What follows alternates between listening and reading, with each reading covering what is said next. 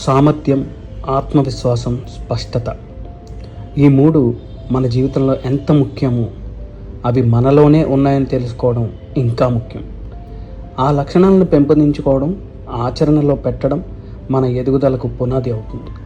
విద్యార్థి దశలో కావచ్చు, ఉద్యోగ జీవితంలో కావచ్చు, మన ప్రయాణం చాలా వరకు ఈ మూడింటి చుట్టూనే తిరుగుతుంది.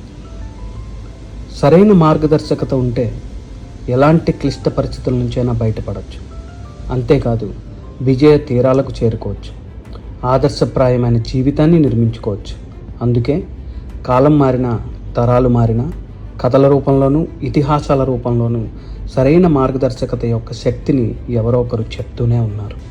ఇప్పుడు మనం చూడబోయే 3 సందర్భాలు మన ఇతిహాసాల నుంచి వచ్చినవే, కానీ వాటి విలువ కాలాతీతం. సరైన మార్గదర్శకత్వం ఉంటే ఒక వ్యక్తి ఆలోచన, నాయకత్వం, ఎదుగుదల ఎంత గొప్ప మార్పు పొందగలవో ఈ సందర్భాలు మనకి తెలియజేస్తాయి. రామాయణంలో ఒక కీలకమైన సందర్భం. తన శక్తిని తానే మరిచిపోయిన హనుమంతుడికి జాంబవంతుడు ఒక విషయాన్ని గుర్తు చేశాడు. నీ వల్ల తప్ప ఇది మరెవ్వరూ చెయ్యలేరు. ఆ మార్గదర్శకత్వమే హనుమంతుడిలోని మహాసామర్థ్యాన్ని మేల్కొల్పింది. మహాభారతంలోని ఒక అందమైన సందర్భంలో సత్యభామ మాటలు ద్రౌపదిలోని ఆత్మవిశ్వాసాన్ని బయటకు తీసుకొచ్చాయి.